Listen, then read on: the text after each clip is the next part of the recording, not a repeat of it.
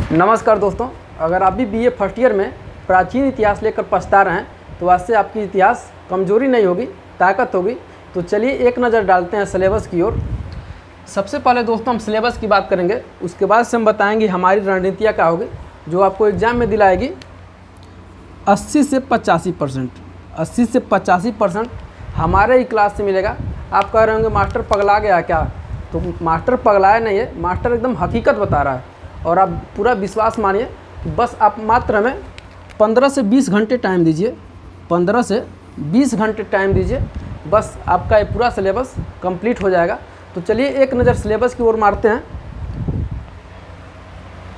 ऊपर हमने लिख रखा है दोस्तों, प्राचीन इतिहास की तैयारी कैसे करें, बीए प्रथम वर्ष प्रथम सेमेस्टर।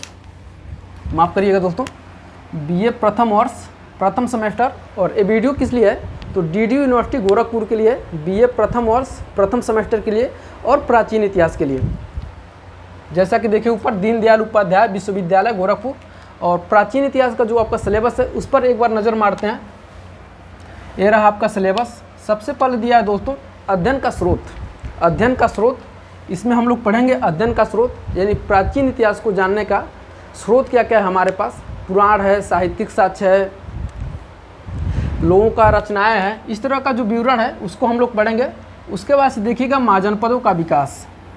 दूसरे नंबर पर आप लिखते जाएंगे, इसलिए आप तो सोचते होंगे कि मास्टर पढ़ाएगा हमको कितने महीने में। मास्टर पढ़ाएगा 3 महीने में, 4 महीने में टॉपिक कंप्लीट करेगा, लेकिन नहीं, हम आपको 15 से 20 घंटे में कंप्लीट करके दिखाएंगे और 100% क्वेश्चन लड़ेगा, ये मेरा दावा है। देखिएगा महाजनपदों का विकास, यहाँ से दोस्तों कम से कम 3 से 4 सवाल आपके एग्जाम में पूछे जाएंगे। अगर आपके एग्जाम में समझिए कि लगभग 40 क्वेश्चन रहता है ऑब्जेक्टिव टाइप, पहले तो हम लोग ऑब्जेक्टिव टाइप का पढ़ेंगे, उसके बाद से लिखने वाला पढ़ेंगे। जो आपका क्वेश्चन 3 क्वेश्चन लिखने वाला होता है तो उसको पढ़ेंगे, तो ज़्यादा फोकस रहेगा हमारा ऑब्जेक्टिव पे, इसलिए आपको आता है 40 क्वेश्चन। अभी आपको डिटेल्स में बताएंगे, पहले हम आपको थोड़ा सा सिलेबस के बारे में बता दें। ये रहा महाजनपदों का विकास, ठीक है। महाजनपद हम आपको ऐसे पढ़ाने वाले हैं, बस आप सोए भी रहेंगे तभी भी आपसे कोई पूछेगा काशी का राजधानी कहाँ है, आप सोते हुए कहेंगे वाराणसी। अंग की राजधानी कहाँ है, तो आप सोए रहेंगे तभी कहेंगे चंपा। मगध की राजधानी कहाँ है, गिरिब्रज, राजगिरी। ऐसे आप सोए भी रहेंगे फिर भी आपका गलत नहीं होने दूंगा एक भी क्वेश्चन, ये मेरा पूरा दावा है। उसके बाद से देखिएगा ईरानी और यूनानी आक्रमण, ठीक है दोस्तों। उसके बाद अगला पॉइंट दिया है आपका सिलेबस में, मौर्य साम्राज्य की स्थापना। आपको ऐसे पढ़ाएंगे कि आप तो पढ़ तो रहेंगे, लेकिन दूसरों को भी पढ़ा सकते हैं। आने वाले बीए फर्स्ट ईयर में जो लड़का पढ़ेगा, फर्स्ट सेमेस्टर का एग्जाम देगा, तो उसको भी आप आराम से पढ़ा सकते हैं।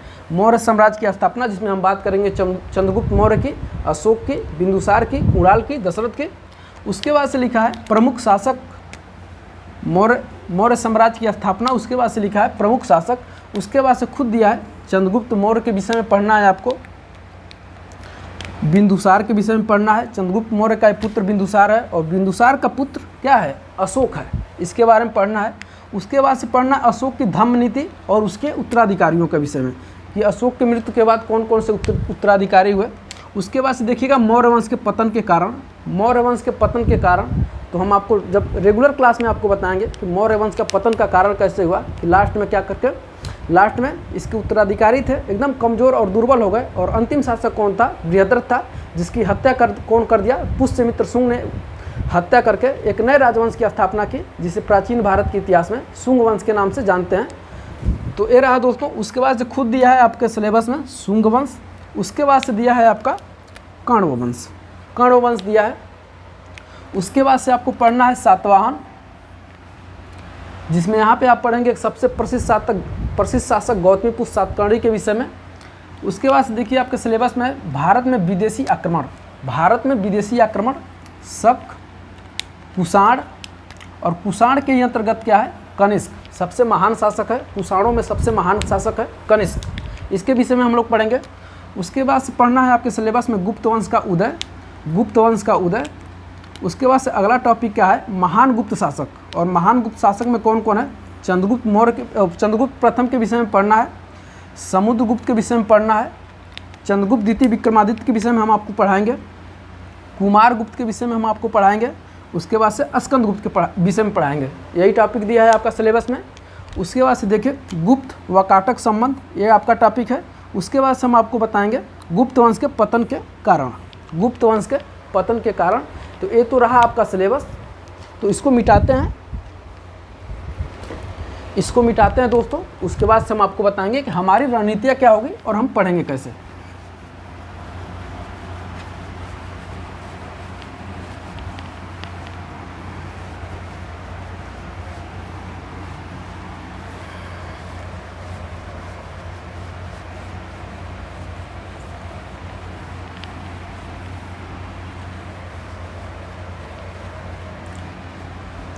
देखिए, बहुत ज़्यादा तनाव नहीं लेना है कि कैसे पढ़ेंगे और वो भी कितने घंटे में, मात्र 15 से 20 घंटे में।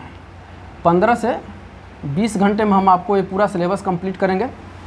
और ऐसे फास्टली नहीं, एकदम आराम से, एकदम स्टेप बाय स्टेप हर वंश के विषय में पढ़ाते हुए, हर शासक से परिचय कराते हुए, जहाँ जहाँ से क्वेश्चन बनता है वहाँ से मैं पूरा प्रयत्न करूँगा आपको पढ़ाने के लिए। तो आपको एकदम घबराना नहीं है, बस आपको वीडियो को देखना है। 1 से 2 बार देखेंगे, मैं पूरा एकदम दावे के साथ कह सकता हूँ कि आपको याद हो जाएगा और याद हो जाएगा।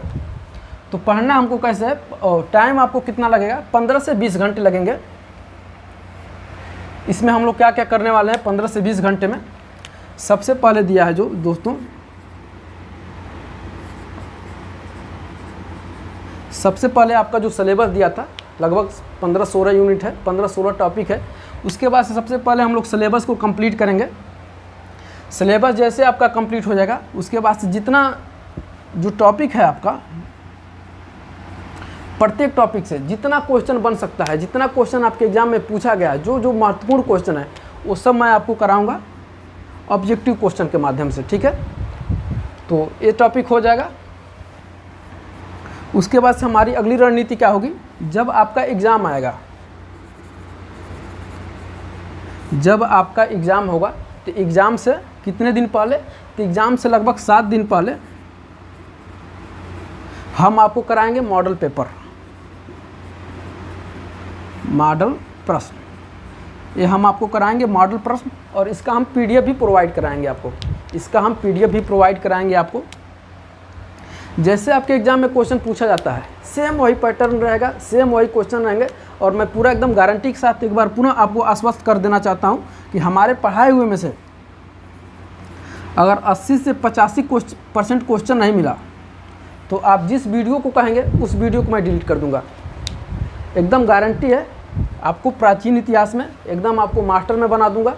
बस आप हमें 15 से 20 घंटे दीजिए।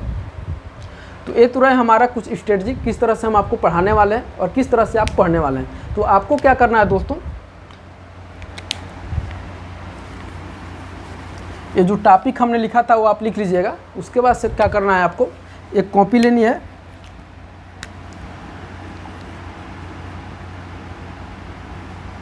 क्या लेनी है आपको, एक कॉपी लेनी है मोटी सी, अच्छा सा। उस पर आपका नाम लिख लीजिएगा जिस पे आपका संप्रभुता स्थापित हो। और अच्छा से कम 2 से 3 तरह का कलम ले लीजिएगा, रेड, ब्लू और ब्लैक। कम से कम 3 तरह का आप कलम ले लेंगे, ताकि जो मेन पॉइंट है उसको आप हेडलाइट कर सकेंगे, कि ताकि आपको आसानी रहे। इसलिए हम आपके पढ़ाते रहूँगा, उसमें बीच बीच में बताऊँगा आपको कि यह क्वेश्चन आएगा। इस तरह से क्वेश्चन पूछा जा सकता है आपको। जैसे हमने आपको मौर्य वंश पढ़ाया तो चंद्रगुप्त मौर्य के विषय में हमने आपको पढ़ाया। उसके बाद से हमने आपको पढ़ा दिया किसके, चाणक्य के विषय में। तो हर चीज़ बताऊँगा कि चाणक्य कौन है, किसका दरबारी कवि है, किसका प्रधानमंत्री है, क्या विवाद था शुंग वंश में और पुष्यमित्र शुंग में, माफ़ करिएगा, हाँ, क्या विवाद था घानानंद में और चाणक्य में। तो कैसे चाणक्य ने चंद्रगुप्त मौर्य के साथ मिलकर